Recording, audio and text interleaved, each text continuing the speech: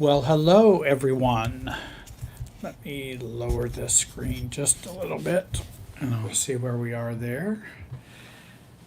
My name is Jerry Wise, and I have been graciously asked to do the live broadcast tonight on Family Tree Brand Life Coaches YouTube channel. And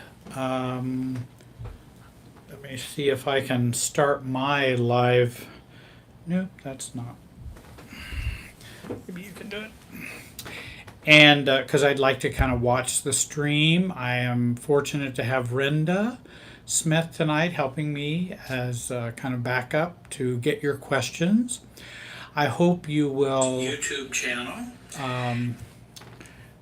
I hope you will send in questions tonight, because tonight is a question and answer time for about 90 minutes. I have some things that I want to share with you tonight as well.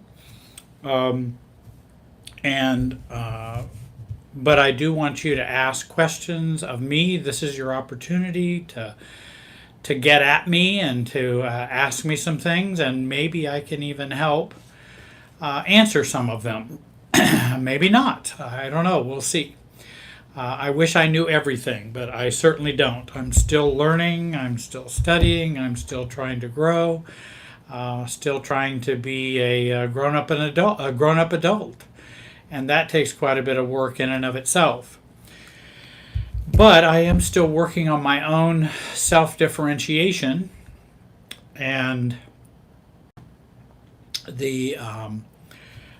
that's a work that's a lifelong work. People will sometimes write to me, sometimes enlist my services and say, now, can I do this work quickly? And like, say, for example, self-differentiation, which I think is a very important work for adult children. That's kind of been my message for the last 40 years or so, that while 12-step groups are essential, 12-step recovery is essential. Community, having people support you, sponsors, therapy, group therapy, any modality can be a help.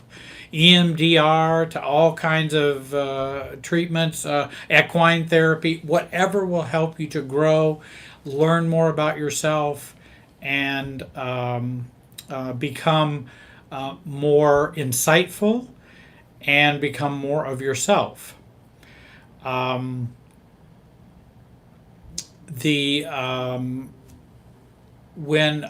what I have been sharing for so many years is the work of family systems recovery and healing, which is taking the, thank you, Renda, which is taking the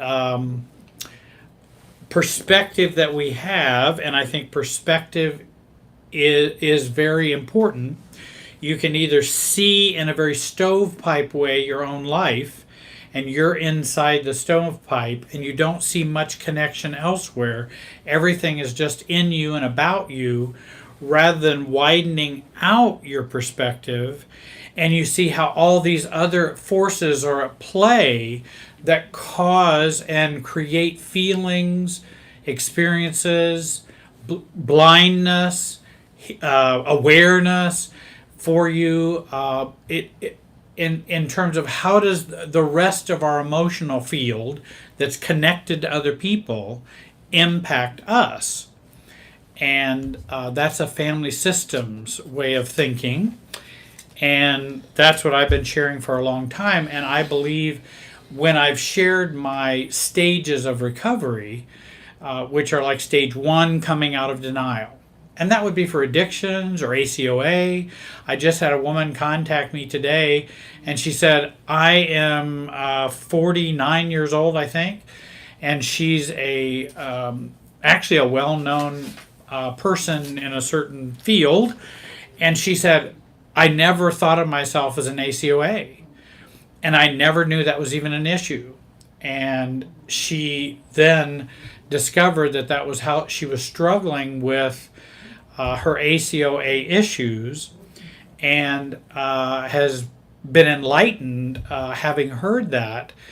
And so she was coming out of her denial of ACOA, that my alcoholic father, mother, family affected me, versus no, it's never affected me. Maybe genetically I'm more likely to drink or something like that because my dad was an alcoholic, but it really didn't affect me, really. Well, yeah, it did. There were a lot of dynamics. Even if you had a kindly alcoholic or a passive alcoholic in your house, it doesn't have to be someone who terrorizes the house, though there are some addicts and alcoholics who have done that, as well as narcissists who've terrorized the house. We have parents, so there can be a lot of similarities between alcoholism or addiction and narcissism, because it creates, or someone who's bipolar, it creates a complete cluster F for everybody in a family of origin.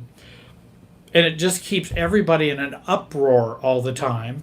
And so now we have imprinted and embedded within the family this emotional field that is this uproar, that's drama, insecurity, shame, guilt, not knowing what's normal, not being able to communicate freely, no, don't talk, don't think, don't feel rules, and all the kinds of things, and a lot of mixed messages. I love you, stay away.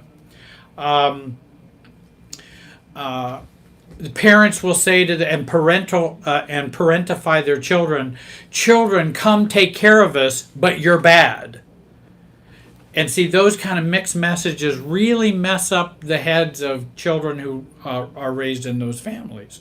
And then we take those on into adulthood. Well, this woman had discovered she's ACOA, so she's come out of denial. That's kind of stage 1. Stage 2, she will then learn about ACOA issues, codependency, the ways in which those dynamics have affected her. And she learns how to be not codependent. She learns how to be not fall prey and naive to ACOA blindness or observational blindness.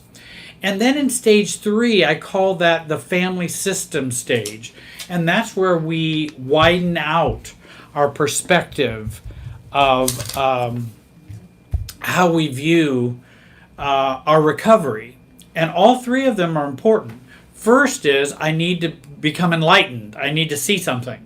Second stage is I need to see how does that something work with me and in me. Then the third stage is how do I work and how does the system work in me? And how do I work in the system? And so that those 3 stages are really important, I think, for a wholeness to your growth and development. And so I've been kind of preaching that last stage, which I think so many recovery books, authors might miss. Now, I think someone who has a little better perspective, and particularly for adult children of narcissists, someone having had a narcissistic relationship, someone who has had narcissistic abuse, there's someone I think understands that maybe a little bit better, and that would be, I think it's Marjalis Fjellstad. And she's a marriage and family therapist, and this is one of the books she wrote. Stop Caretaking the Borderline or Narcissist, How to End the Drama and Get On with Your Life. She has another book, Healing from a Narcissistic Relationship. Both are excellent books. She's a marriage and family therapist, so she has a very systems way of thinking about things and then helps you with that dynamic and that recovery. So I would recommend both of her books to you. In fact, I brought hers tonight because I wanted to refer to it a little bit. But she's really good. And she also had a narcissistic relationship and has been healing from that relationship. So she has a lot of wisdom about that. And she also has the humility of having a systems understanding. And I think if you have a systems understanding, you will have more humility. You'll have more humility about yourself. You'll have more humility in how you function in a system and how that system impacts you and how you impact the system. And I think that's really important. And actually, in 12-step, humility is an important part of recovery. And when somebody comes to me and says, "Oh, I'm in recovery," and then they have no humility, I've kind of gone. I used to work inpatient alcohol and drug abuse treatment, and people would come and say, "Oh yeah, well I'm in recovery," but they don't have any humility. I'm going, "Are you sure you're in recovery? Are you sure?" Because I thought humility was one of the things that was important about recovery. Now there is a question from Supercalifragilistic. Do you know that I can say that song backwards? I know it's not Supercalifragilisticexpialidocious. Maybe some of you remember that from Mary Poppins. And that's a song from the Mary Poppins movie. I don't know if it's in the new Mary Poppins movie. It might be. But supercalifragilisticexpialidocious, I believe, is docious aliesbiistic fragicaliwhoopus. So I thought I would just share my silliness of knowing some silly things. That's very important information that you want to remember.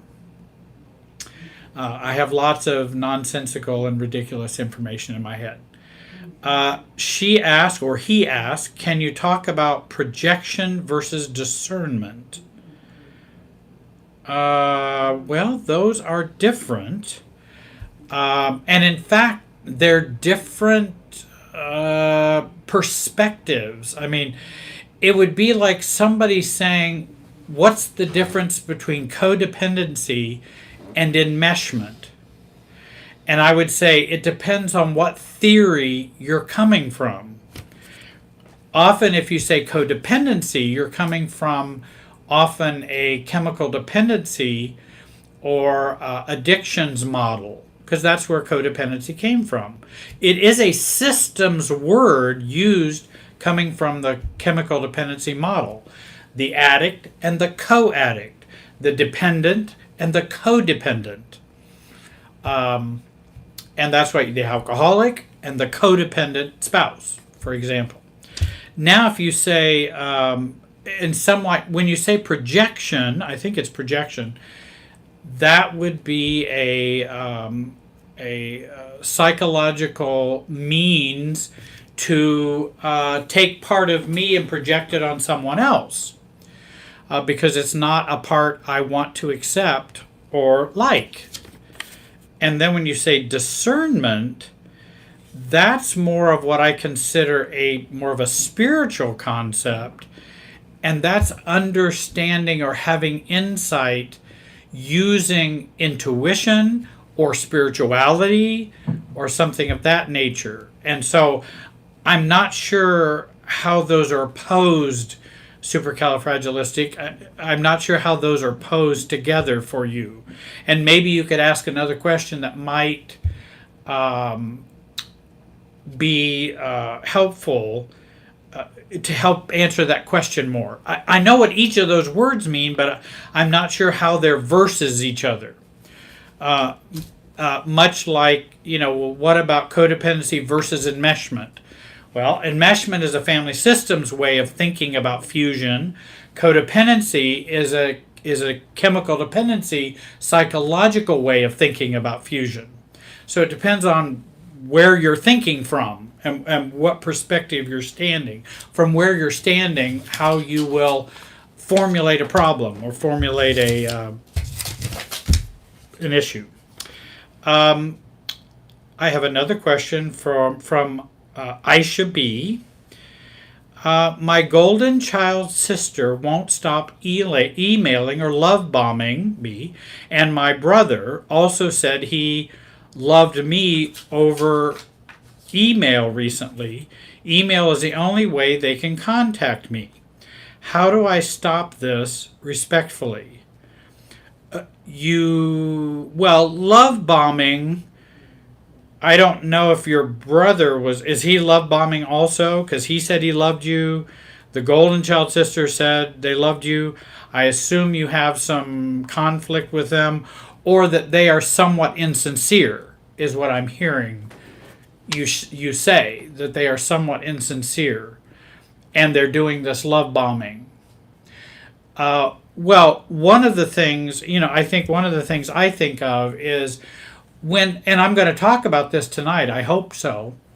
When a love bombing happens, when it's occurring, when relationships have stuff in them that are dysfunctional, when relationships have dysfunctional aspects, there'll either be a push or a pull to them. And a love bombing is to try to pull you in. And so that's a pull. And I can feel that pull when someone's love bombing me. Oh, Jerry, you're wonderful. I love you. I've always loved you. You're the most special sister I've ever had, for Aisha and her. You're the most wonderful person that ever was. And then, of course, Aisha, or you may be thinking, well, what? What is all this about? Why the love bombing? So what I want to do is make sure I don't get pulled in to the love bombing, even though I could be what do I want to say, tempted. Because if I have dependency needs, or if I have low self-esteem, I may fall for the love bombing. I might fall for it because I want it, and I've always wanted it. And so what I would want to do is maintain my side of the tennis net, and that, and I see, Aisha, you said I've been ignoring the emails. Certainly you can ignore them if you choose to. And that's your right. If you want to ignore them, I can ignore anything I want in life. I'm an adult. And someone asked, what's the difference between love bombing and compliments? Love bombing has another motive. Compliments don't have an ulterior motive, except to be complimentary.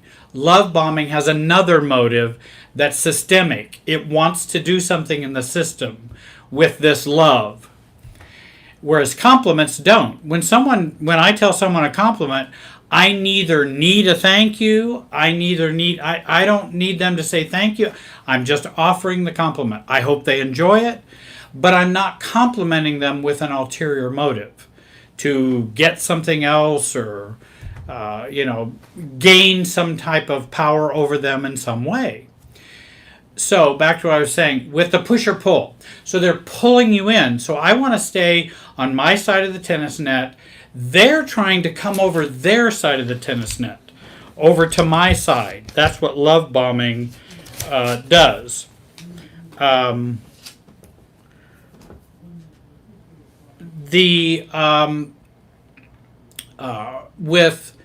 love bombing occurs, the person is coming over the net, and I want to keep them on their side of the net.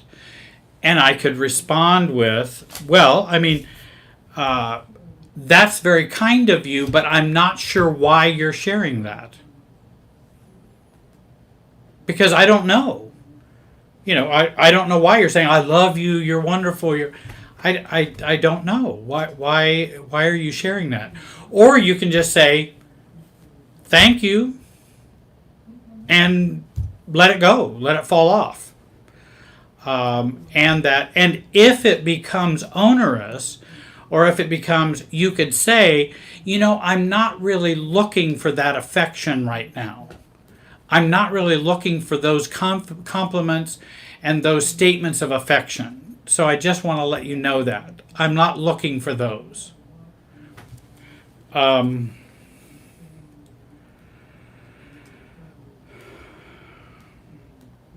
Okay.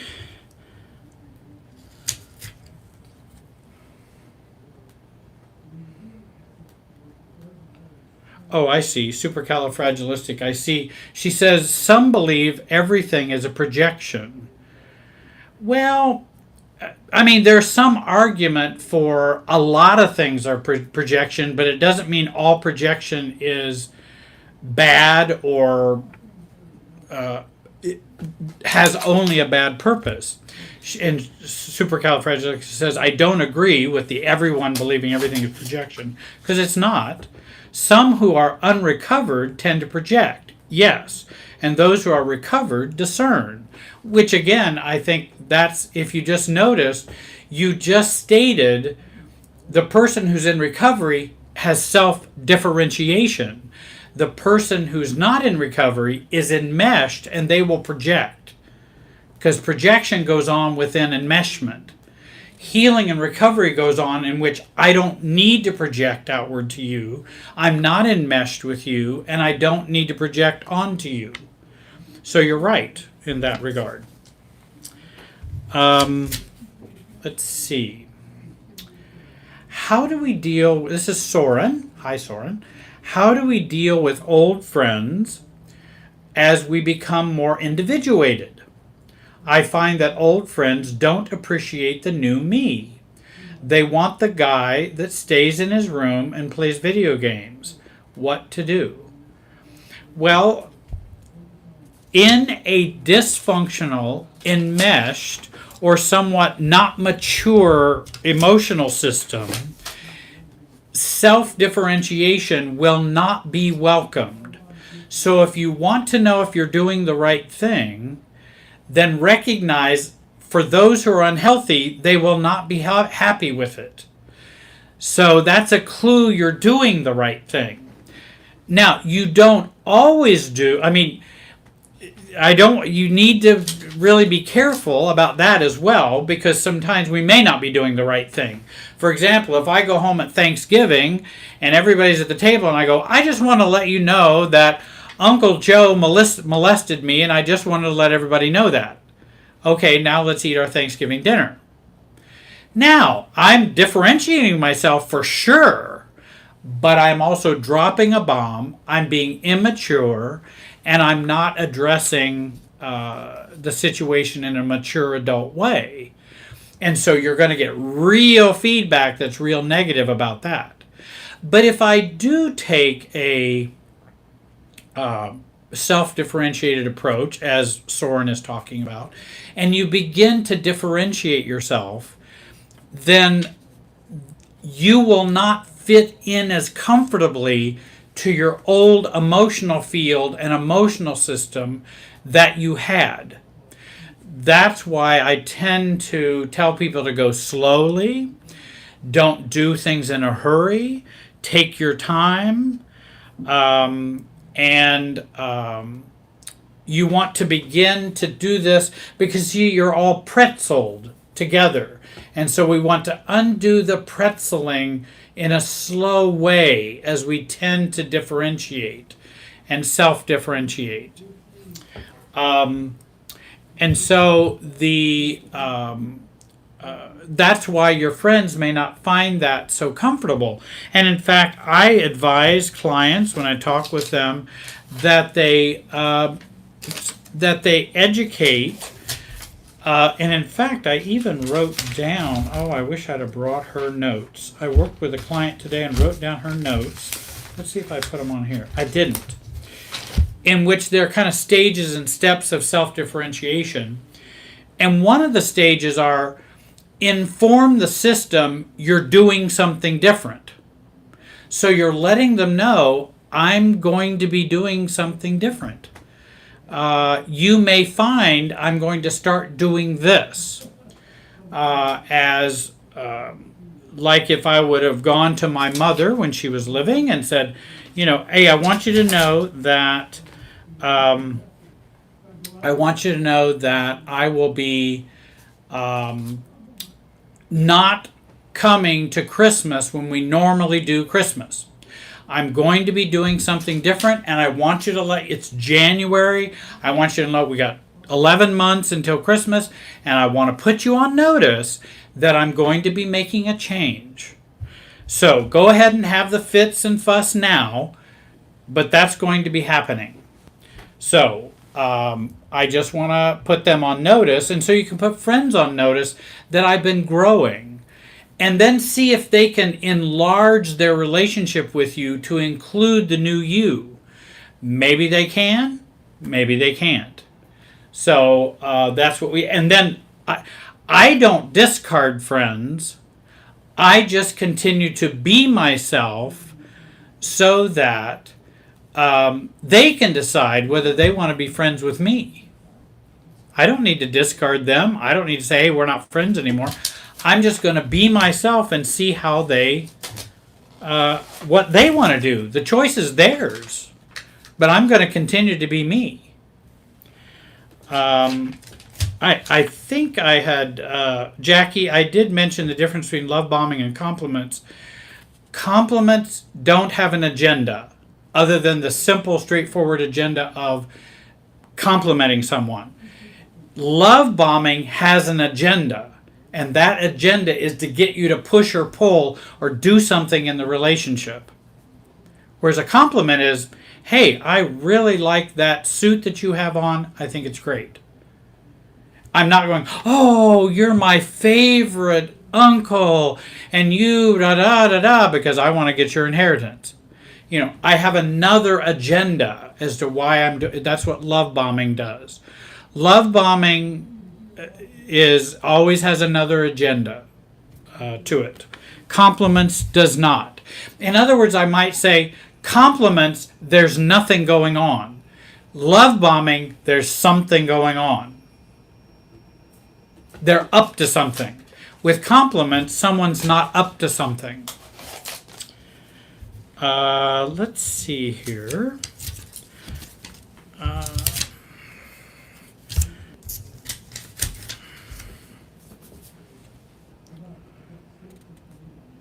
Well, that's a hard question, but probably a good one to discuss. Jackie writes a question. Let me take a little drink of this beer. Diet root beer, sorry. Not real beer. Diet. And I know everybody's going to freak because I'm having a pop. I don't have pops that often, but I do occasionally treat myself to a diet A&W. How do you know when it's time to let go? I seem to have difficulty leaving situations and people that are toxic to my emotional health. Well, one of the things I would do is to identify why I stay. Why do I? If it is a toxic situation, and first of all, many of us fear abandonment, and in fact, there's a new conference coming up that's on abandonment and rejection, and I'm going to be a part of that conference in March. I think it's Avea or something, isn't that the name of it? Right. And they're going to be doing a workshop, and I've already done my portion of it about reducing self-abandonment, and that's a part of the conference. AVAIYA, I think, something like that. And we can have abandonment issues, so it's better to stay together. It's better to stay connected with toxicity than to stay connected with nothing, and because we don't like the abandonment. However, if the situation is toxic and it is emotionally unhealthy, then what we want to do is find out, why are we staying? And one good way to find out why you're staying is to ask, if I go, what are the downsides? What do I fear? What are the parade of horribles? What awful will happen if I leave this toxic situation? Because those are the things to work on. Not, if I go, I'll be happier and things will be better, so I need to keep telling myself it's going to be better, so I should leave. No, work on the downsides if you do leave. Work on those things, and then you will become more ready to leave. I hope that's a help, Jackie. And when you say, how do I know when it's time to let go? Well, that's a part of becoming self-aware. And many times our brain will tell us it's time to go before our heart will, because we're stuck down here. And we may have some stuckness in the past that we might want to undo. For example, if we're stuck in a triangle with our parents, even if our parents have passed away, or if our parents are still living, and we're stuck in a triangle between mom and dad, many times we'll get stuck in a relationship that we can't undo. And so it can be helpful to go look at some of those triangles and get out of those. And then there's a more easy organic resolution of the being the stuck and in the toxic world. Because if we're stuck in a toxic relationship now, my hunch is we're still stuck in a toxic relationship from the past. That would be my hunch.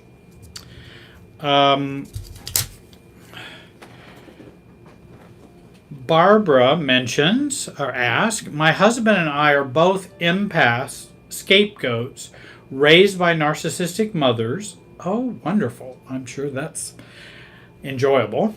I'm sorry to hear that. We have an 18-year-old, 100% narcissistic daughter. How do we survive? She's in college and lives at home. That can be quite miserable.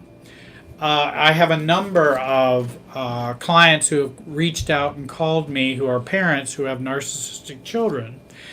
And the task is, how can we begin to detach from a narcissistic child? Because we do need to detach.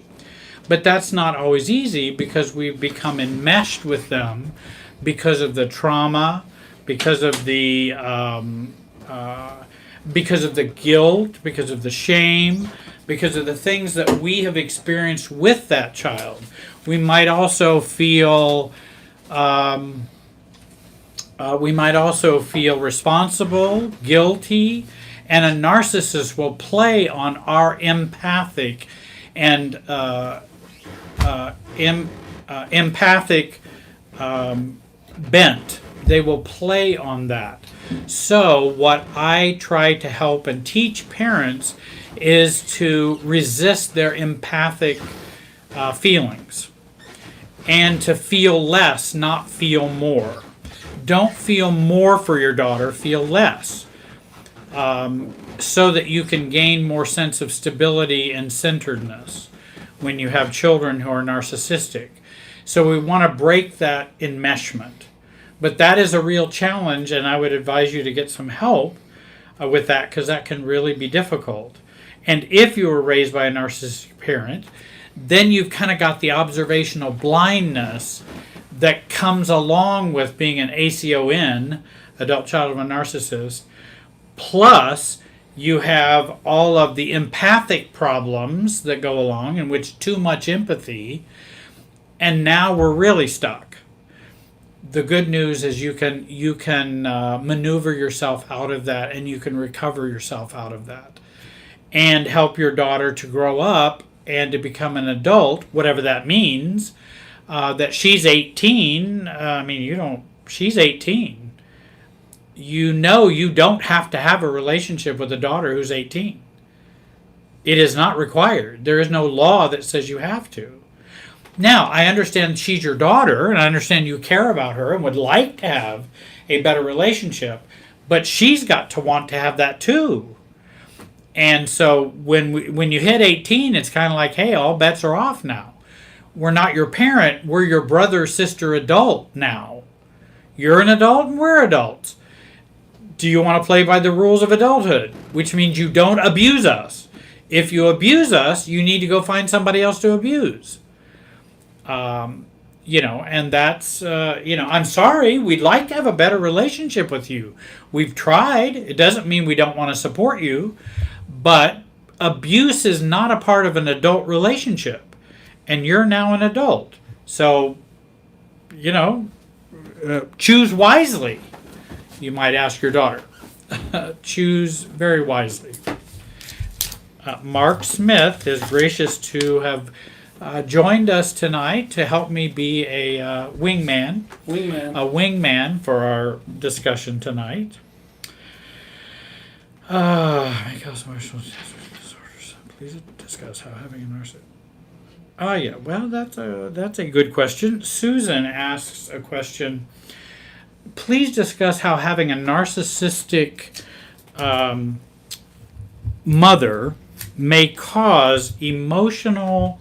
Let me get all my notes over here. May cause emotional detachment disorders, and certainly that can happen when you have the toxic dynamic of someone who shame sheds or sheds shame on a child. In other words, a child cannot be themselves. A child cannot go anywhere near a parent's humility or reality, because a narcissistic parent has neither. They're neither reality nor humility. They don't have either one, and no empathy. So the child has learned, oh my gosh, how do I avoid all those things so that it doesn't trigger a parent's shame or trigger them, and then I get punished from the narcissistic parent. And so then we will take that into our adult relationships, and we will end up be dancing around a relationship that we may not have to dance. And then that has an attachment disorder to it. That, again, when we do that dance, we're dancing in this relationship when it may not call for that. Or we find ourselves in a relationship with a narcissist in which we're doing the dance again that we did growing up with our parent. So we want to heal ourselves and gain and find ourselves so that we can attach in a healthy way. But it will cause lots of confusion when it comes to when we've grown up in a narcissistic home and then we're trying to have normal, healthy relationships. And oftentimes, trauma creates enmeshment. Narcissism creates enmeshment.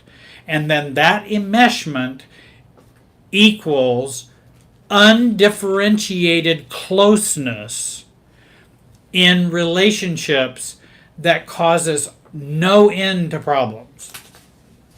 If I hope I made sense of that long statement, but we have undifferentiated closeness. Differentiated closeness is where we are self-differentiated. I am myself and I can be close. Non-differentiated or undifferentiated closeness is I'm not myself and I'm over close. And that causes many, many problems and difficulties in a relationship. And will cause us to do all kinds of things, have attachment disorders, have all kinds of stuff. Jackie asked, do you think some people are more needy because of a lost childhood? Oh, certainly. That's how we have dependency needs. We didn't get dependency needs as a child, met, and then we carry them on into adulthood, and then we spend the rest of our time looking for someone to project them on and to try to get them from them. And that's where I did the video, if you're looking for love, stop it. And that was the name of the video, because I was talking about don't take your dependency needs for love and then go try to find a relationship with them.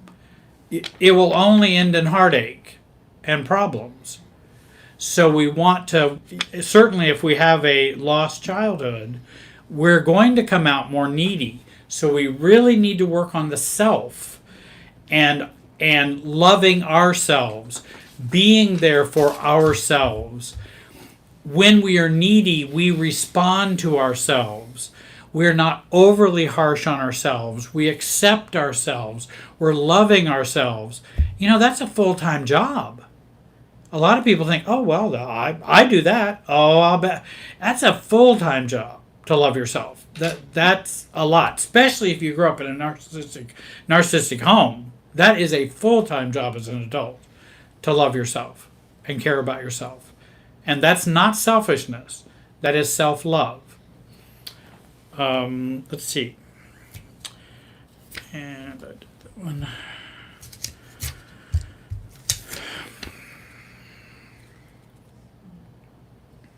Hey Jerry, could you maybe ask the folks if they ask a question to try to keep it within a sentence or a sentence and a half? Just the longer ones are a little cumbersome. Sure. Yeah. I will ask that.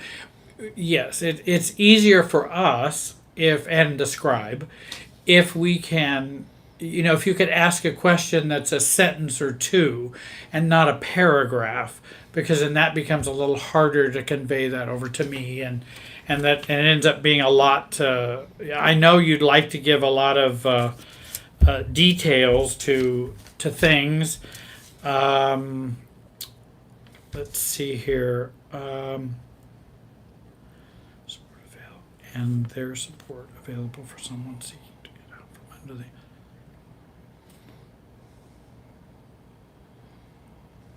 Oh, when a narcissist is controlling a spouse, I believe, is there support available for someone seeking to get out from under the unhealthy control, and where does one look? That's from Magnolia Joe. And I think that's a good question. I hope that in the coming days there will be more and more support for those who are experiencing narcissistic abuse from spouses and who are controlling. You can look for that support in victim abuse shelters. You can look for that support in, let's say, a marriage and family therapist. You can look for that support in ACA or ACOA meetings or CODA meetings, because many of the people or Al-Anon meetings, because many of the people who go to those groups have experienced controlling spouses, controlling family members, either by addiction or psychiatric problems or personality disorders, and maybe all of those all together. And these are folks that have come there who have been, who have struggled with that. And I would look in those directions. There's an awful lot of information online too. So I would look online. I would also read Margellis's Fjellstad's books, both of her books, if you're looking for assistance or help, because I think she really helps with that. She even does, I think in this book, it's either this one or Healing from I think maybe this one that I just showed you, that she really helps you decide, should I stay or should I go? And she tries to give you information about what it means to stay and what it means to go. And I think she's really balanced in that and tries to help you come to your decision about doing that and how to do that. So I would recommend those books. And Aisha asked, what are some practical things I can do, leftover feelings of shame, as if there's something inherently wrong with me, or sadness, or just plain annoyance after contact with the family? It's interesting. I have a number of people who I work with, and whenever they are in contact with their toxic family, they end up having an emotional hangover. And there will be leftover feelings from being in contact with the family. And in fact, it's even caused marital problems. It's caused relationship problems. Because when they come home, they've had that interaction with a very unhealthy family. And while they may not have done anything particularly bad with their family, they're still back in that emotional field of the family, and it triggers a lot of things within us. And then we come home and we kind of have to decompress and deal with our spouse in that relationship as it's more healthy than my family relationship. And so I will work with them about how they can decompress from being with the family before they re-enter the family. I've even met with clients before they kind of go back to be with their wife or their spouse, for us to break that down. Some people do journaling to try to journal the feelings and experiences they have with the family, whether it be anger, frustration, pettiness, all kinds of controlling things that may have happened with the family, to journal, meditation, whatever can be done to deal with that hangover. There could be some triggering of CPTSD when someone goes back and is with their family. And so then we have to do some healing regarding CPTSD. There's a good workbook out on that as well. And then what you want to do when you're not triggered by your family and you're working on yourself, you want to work on, again, what would it mean? What would it mean to, if I gave up this shame and if I gave up this sadness, what would be the downsides? I know it would be the good sides.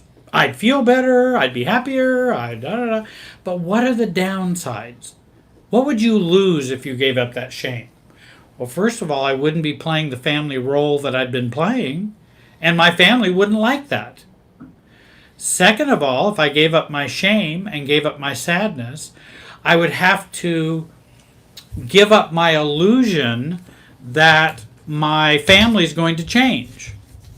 And I don't know if I want to give up that illusion. I don't know if I want to give that illusion up. I want to hold on to the dream that my family's going to be different and my family's going to change. Well, we have to, I do like, I think is it Sheldon Kopp's book, and I like Sheldon Kopp, K-O-P-P. Sheldon, he's passed away, but he was a rabbi, marriage and family therapist, psychologist, and he wrote some great books, and one of them was End of Innocence. And he talks about us giving up our illusions about what our family's going to be like, what your parents are going to be like, what life's going to be like. And he does a really good job of addressing illusions.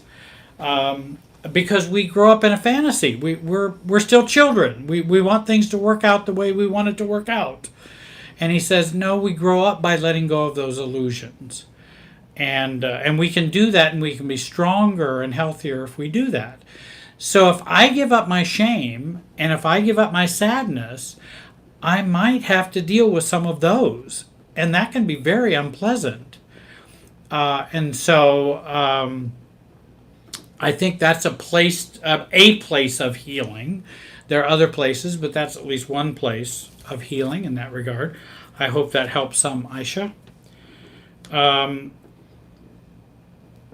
Let's see. I mentioned Sheldon Kopp, and then I mentioned Marjalis Fjellstad. I think that's the one. Is that the Fjellstad? Right, that's the author. And she has another book besides this one. So any of her books, she has two, and they are very, very good. I would definitely recommend them. I use that with my clients who have been adult children of narcissists and clients who have narcissistic spouses.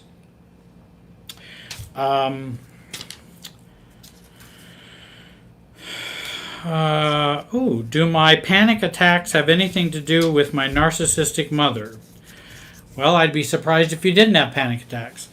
And I'm not trying to be funny. I'm sure they're very serious.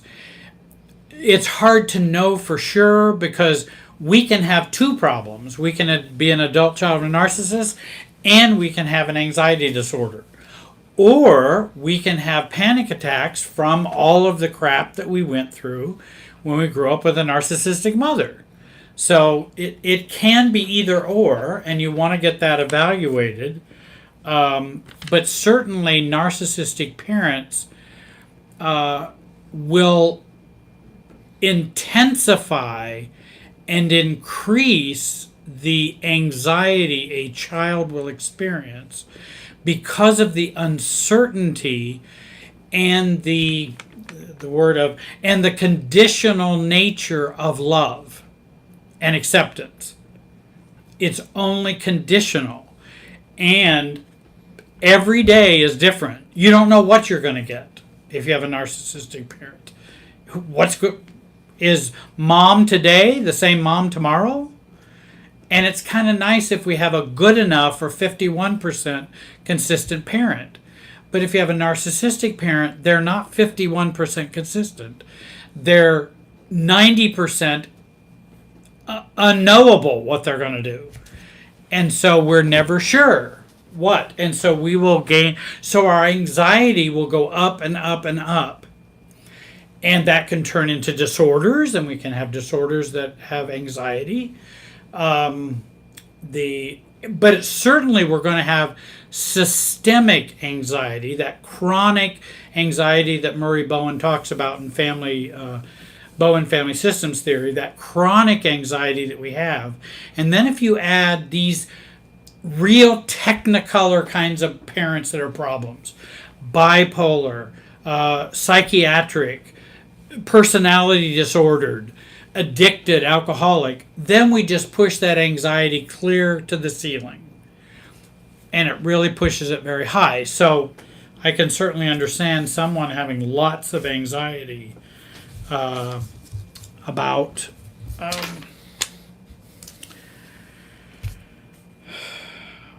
having grown up in a narcissistic home. Let's see here. Trauma bonded. Finding Joy asked the question, what is the difference in marriage between trauma bonded and being enmeshed?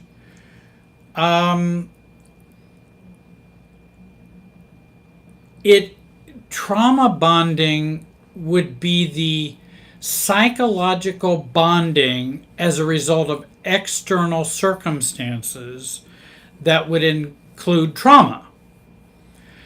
Enmeshment is how the emotional field works in which I am a part of that emotional field. I know, and again, it's a little tough because you're talking about two different fields of study, and we're combining them together. And one is a family systems way of looking at things, and one is a trauma way of looking at things. Now, maybe there's not a lot of difference between those. Certainly there would be enmeshment, because that's what trauma bonding, if you're bonded, then you're enmeshed. And that would be true.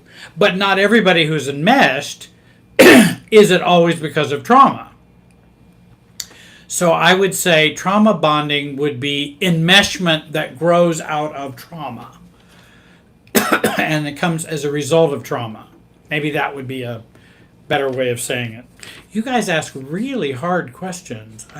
This is a smart group, but you're stretching me to my poor level of knowledge. You're making me think. Let's see here. How do we come up with anything? I spent a long time trying to figure it out. Is that super? Califragia or super nin. Super Nin has a question. I think it's a good one. Super Nin writes, how do we become more authentic? I've spent a lifetime being in tune with everyone else so that I can get along in my family system. How do I figure out who I am?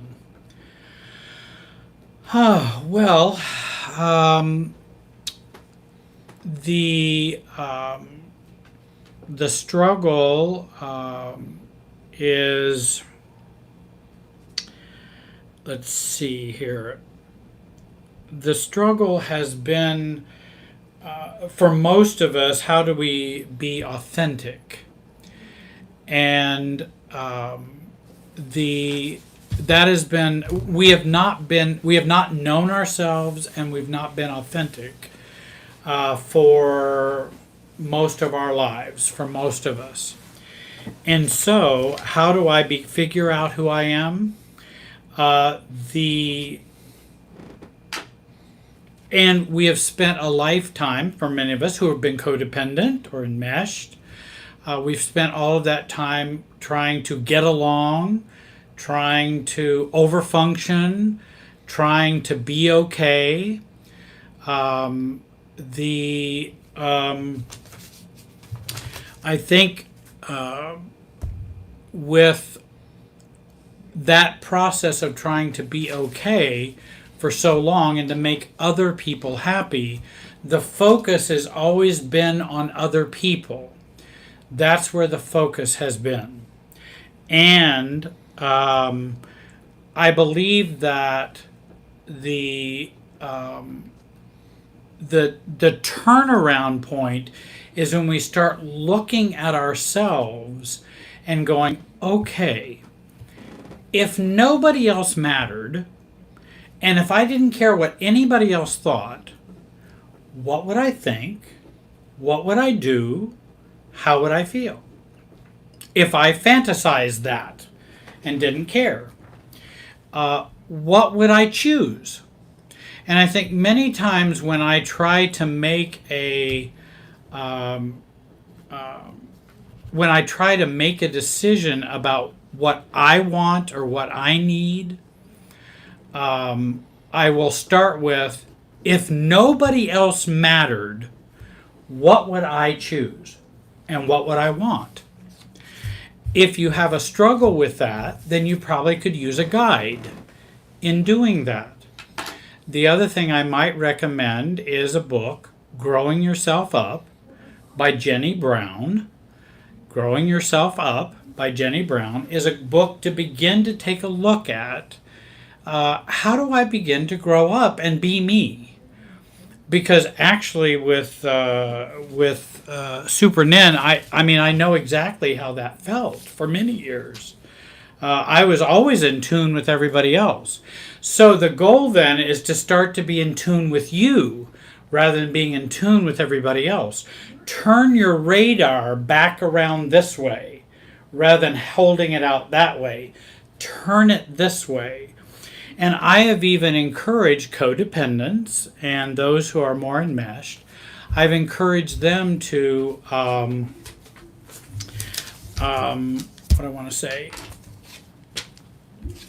to become more selfish. I think it's important to become more selfish because I'm not worried they're going to actually become too selfish.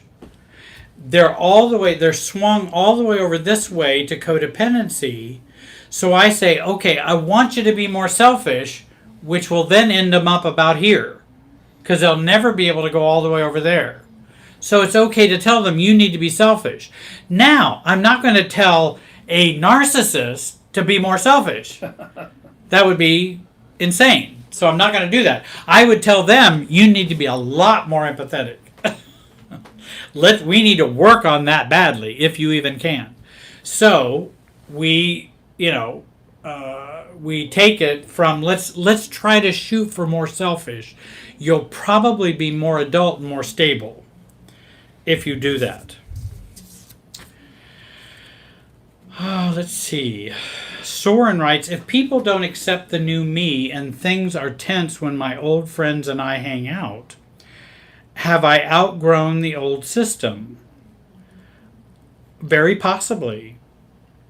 And, you can also communicate. And you can say, hey, Bill, it seems like there's a lot of tension in our relationship. Do you think there is? He goes, yeah, since you've changed, it's really been tense. I'm sorry, I wasn't attempting to make there be more tension. Is there something in particular that makes you feel tense that I could be, aware of? And if he can't communicate or he doesn't want to change or doesn't want to accept the new you, then you may have outgrown that relationship, very possibly. And, and again, I'm not trying to expel them. I'm just trying to communicate and to be myself in the system.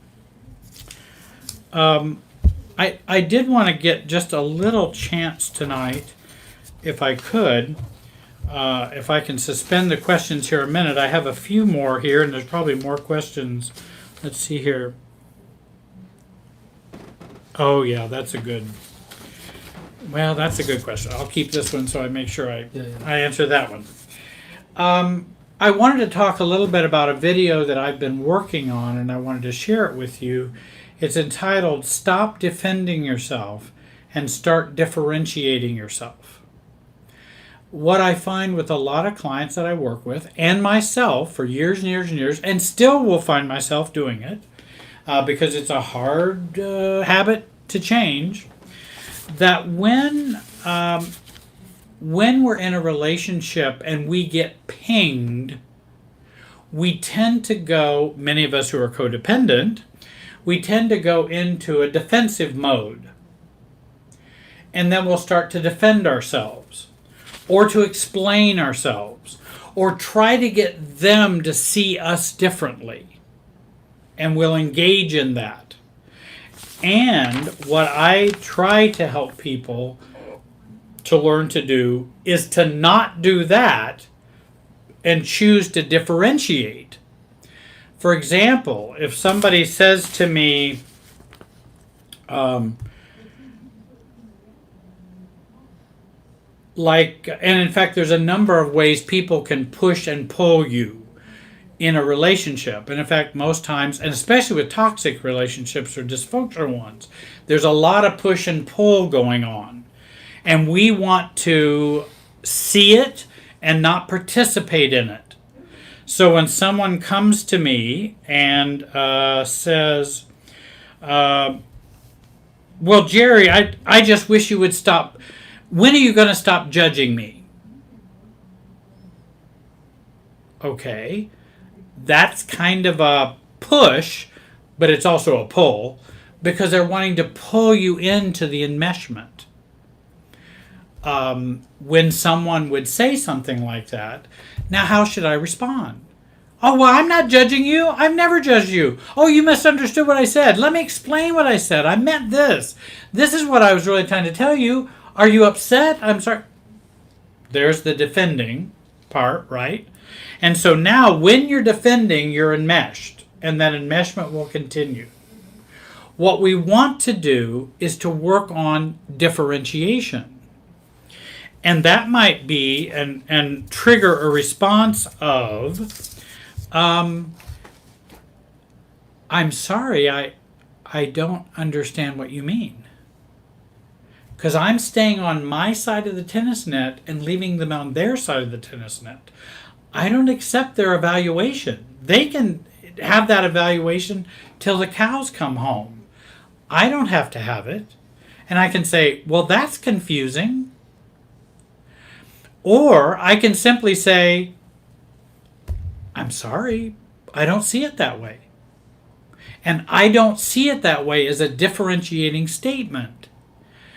Being confused is a differentiated state, because I'm thinking about what am I feeling, I'm not trying to sort out their whole craziness.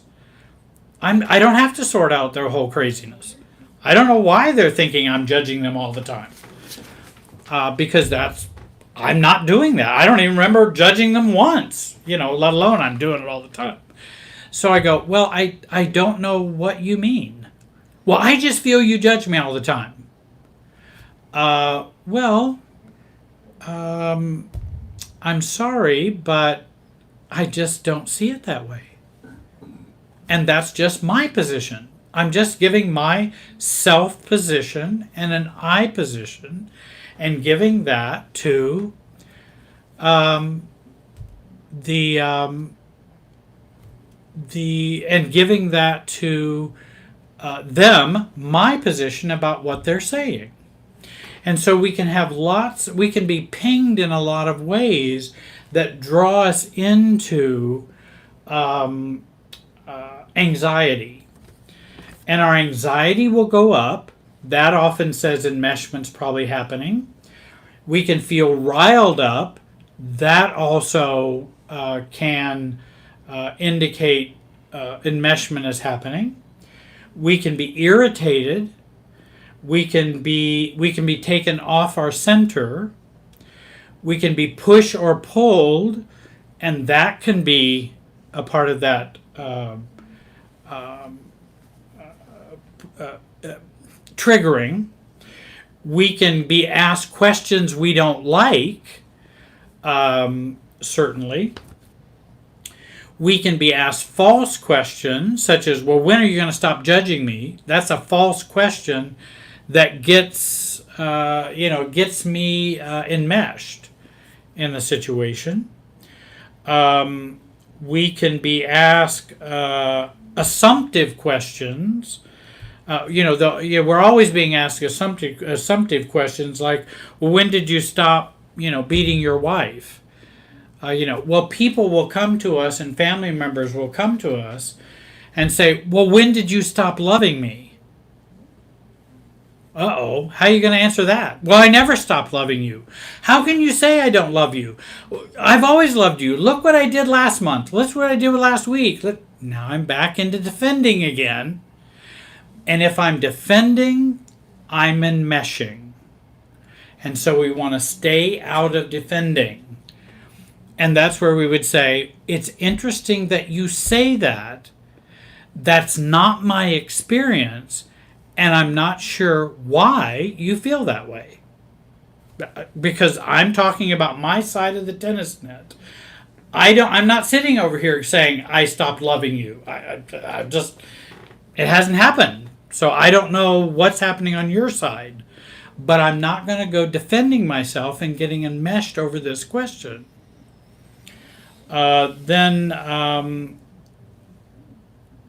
And we'll also be asked assumptive questions also. Let's say a parent saying, now you and John will be coming over for dinner on Sunday. Now you're in a spot because you didn't really want to go. Now what are you going to do? It's an assumptive question. I'm going to assume this and then put you in a difficult position.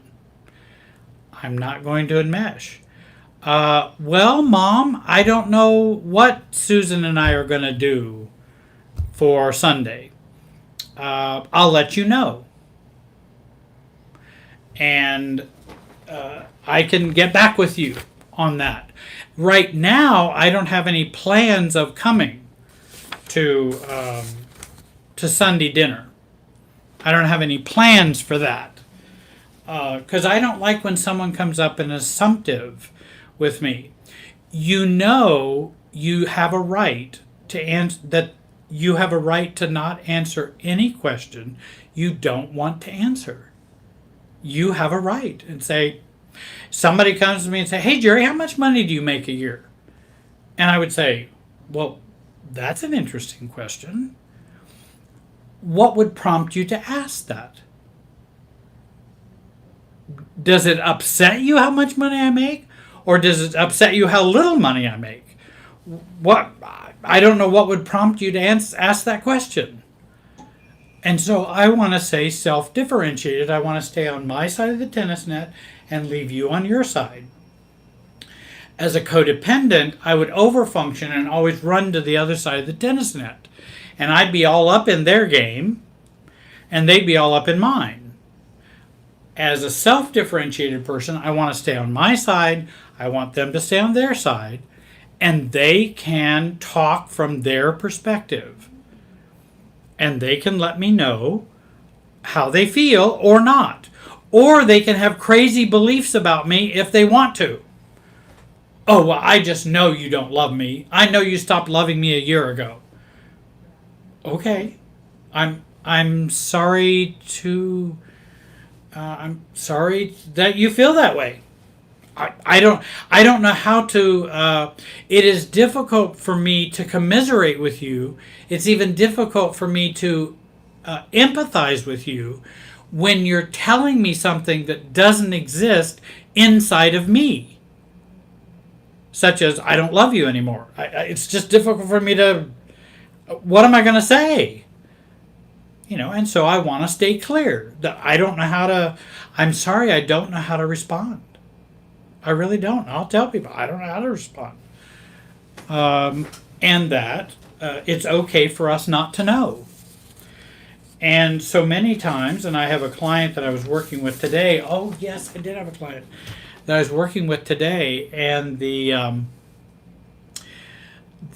had an interaction with an ex girlfriend, and she had made the statement about something about him that was, "Oh, I find it amusing that you can make these judgments about me."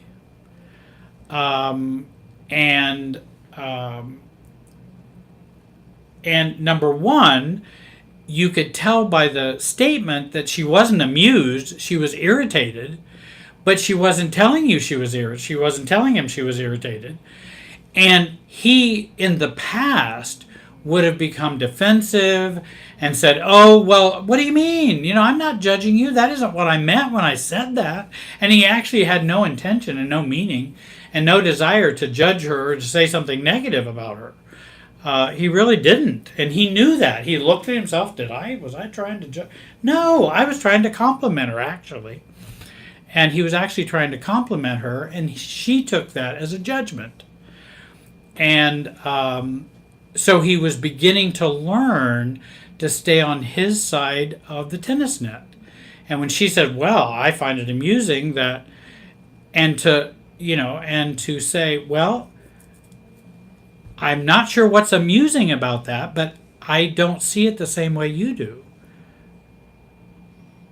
And that now it's back on her. The ball's over in her court, because how can I explain what someone else is feeling that I wasn't feeling or wasn't trying to give?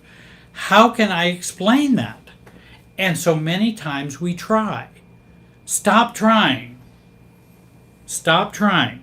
Let it go. And go, "Well, I'm sorry you feel that way. I see it differently."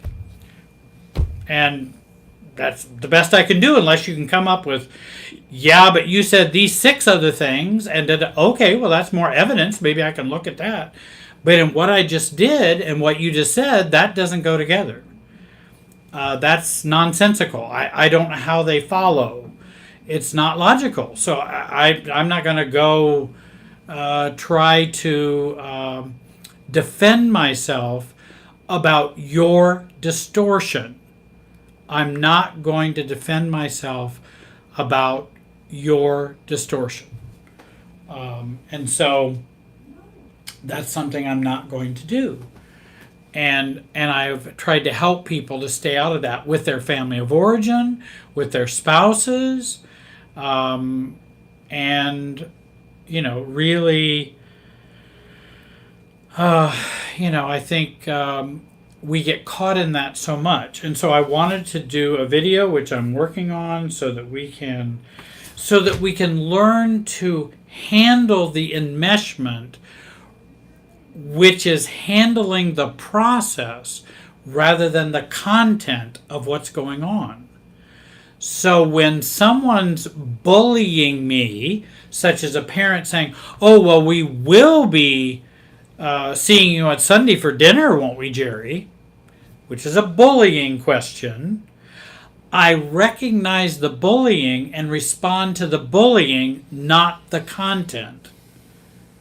And so I go, "Oh, well, I need to think about that." Or, "Well, I don't have plans of doing that right now. That's not my plans." "Well, why aren't you coming Sunday?" "Because it's not in my plans right now. There may be other things I will be doing." "Well, you're not going to come to your family's." I'm uncomfortable with this conversation because it feels bullying. If you want to ask me to come on Sunday, that would be different. But now if somebody has no regard for you, if they're a narcissist, then this conversation is not going to be as helpful, because they're not going to respond to you in a healthy way. If someone has some conscience, and if someone can be worked with, or if they're lower down in the continuum of narcissistic traits, then you might be able to maintain a this feels rather pressuring. I feel this pressure, Mom, and I don't really like it. And I'm not sure whether I'm going to be there on Sunday or not. Right now, I'm not planning on it. Now, if you want to take that as a personal slight, you can, but that's not what I'm communicating. So I don't know what to tell you. It's not how I feel. I'm not trying to give you a personal slight. I'm trying to make a personal decision for myself. Not a personal decision about you. It's a personal decision for myself. And so I'm not sure whether I'm going to be there Sunday or not. And so that's, kind of where I would stand on this type of stop defending yourself and start differentiating yourself. I hope to get that video up here soon. I've been working on it and working on some ideas about teaching about enmeshment more so we can identify when it's happening. Because when it's happening, then we can go, whoops, wait a minute. I need to make sure I don't defend myself. I need to make sure I don't stay engaged to the enmeshment. And I need to stay on my side of the tennis net and respond from there. And not try to change them or get them to change their way of thinking. If they want to change their way of thinking, they can. If they don't, then they won't. I need to get me a little drink here.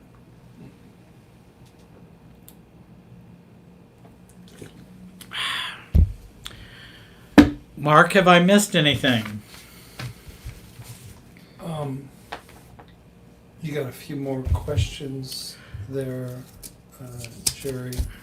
I told them that we're running out of time. We may not have time to get to all the questions, but they can email me for the next one. If you got, sure. How many you got through? 2 or 3 left? 2 or 3 left. Right. See where we're at then. Taking the little shorter questions here right now. Right.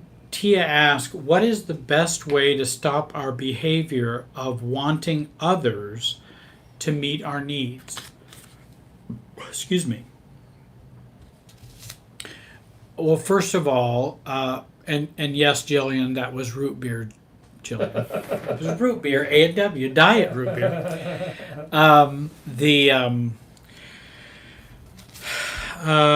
First of all, it's recognizing what our needs. Well, the first thing is recognizing our needs. I feel this yearning or I feel these needs. Second of all, doing away with our illusions, seeing things clearly, and to realize these needs are not going to be met by other people. They're not going to be met by other people. So now I have to look at what do I need to do to meet my needs. That's where I need to look. And it looks like the battery is just about to run out on this iPad. This one? Yeah. Okay. Now I don't know if we can still have enough. How many minutes or how many? We have 10 minutes to Or go. how much? It just said, 10% maybe? Yeah, we're good. Okay, Yeah. we should be good. Okay. So we identify what needs are.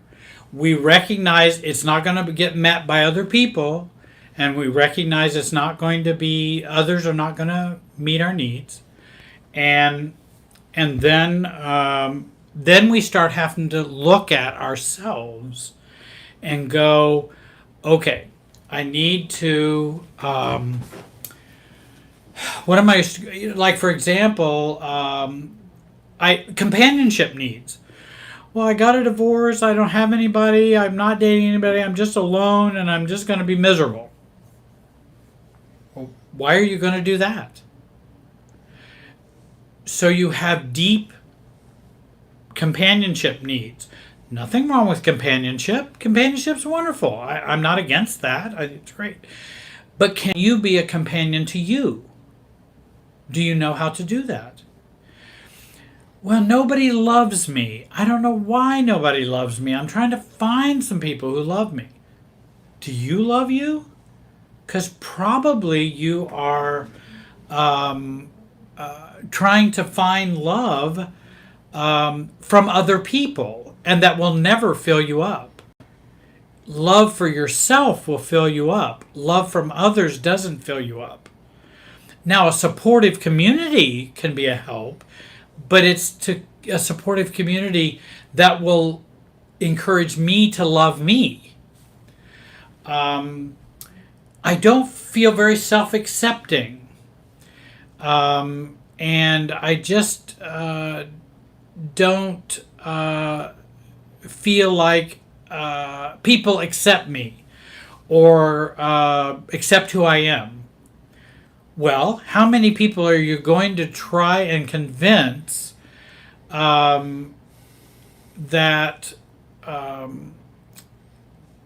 to demonstrate acceptance to you so that you can feel enough acceptance to survive? I don't know if you can find that many people. And I don't know if people are going to do that for you. Self-acceptance comes from the self, just as self-esteem comes from the self. And self-differentiation is about differentiating the self. And so it's a focus on us. That will help us connect more to others in a differentiated closeness, because we want to love ourselves first. And so the way that we stop waiting on others to meet our needs is we begin to meet our needs. And if you say, well, that's hard to do, it is. I would recommend books by Harriet Lerner, Lerner, The Dance of Anger, The Dance of Intimacy, The Dance of Connection, those kinds of things. And I would recommend Inner Child Work by books by Charles Whitfield, John Bradshaw, and Homecoming or Inner Child Work, Healing the Inner Child. Is it Coming Home? I think it might be Coming Home rather than Homecoming. Coming Home. And we work on ourselves rather than trying to get those needs met from others. Because then we're looking for love, we're looking for needs in all the wrong places, which I did for years, and I didn't get those needs met. I know somebody had mentioned the workbook on CPTSD. It's called the CPTSD Workbook. I'm trying to think who the author is, and I can't think. But it has CPTSD. You're not talking about Pete Walker, are you? Is that it? He has a book on complex PTSD. I think he has a workshop. But it's He has two. He has the book and the workbook. okay. Well, But I'm not sure if think that's she what just they're- has. This person just has the workbook. Okay. So at least put in Amazon CPTSD and workbook. Put that in Amazon, and you'll find the workbooks on CPTSD. Tia asked a question. How do empath parents have a narc kid or narcissistic kid? Well, that's. I mean, now you're asking about nature, nurture, and all that and people far smarter than me haven't figured that all out yet. How we create and how narcissism is created, or what's the etiology of it, and what's those type of things. And I think you can have good parents who have a narcissistic child. You can have someone who has a personality disorder in which you may not find that in the parents. Now, there may be some in the grandparents. There may be some in the other generations that we may not know about. But how much is genetic? How much is nurture or environmental? That's still being debated. It's still... And I don't know that I have the answer for that. I just go with what is. And if the parents are empaths and the child is narcissistic, then it just is. I don't try to figure out why, because I don't know if that's going to help anyone. But I do understand the interesting question, Tia. It is an interesting question. I've tried to read some. What are the studies for? And there's many voices on that, and I don't know. Can a normal set of parents have an abnormal child? Well, I think it's possible, and it does happen. Whatever normal is, but I mean, a non-narcissistic parents, can they have a narcissistic child? And I have worked with couples who have narcissistic children, and the parents were not abusive, are not narcissistic. They could be enmeshed. There could be a lot of enmeshment. But, I mean, they can go back to when the child was very, very young and saw some traits and things that were really problematic growing up. And I mentioned the workbook. And I don't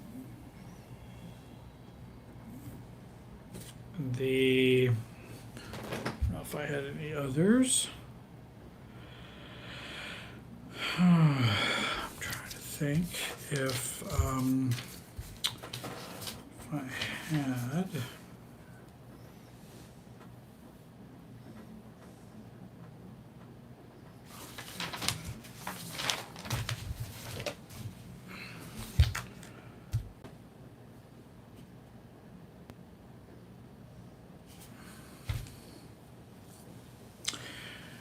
Well, Mark, we're coming to, I think we've got just a couple of minutes left. We've got about 2 minutes. We're about 2 minutes left. I want to tell everyone I so appreciate you being patient tonight and adding and asking your questions. I'm sorry we couldn't get to all of them. There was a ton of questions.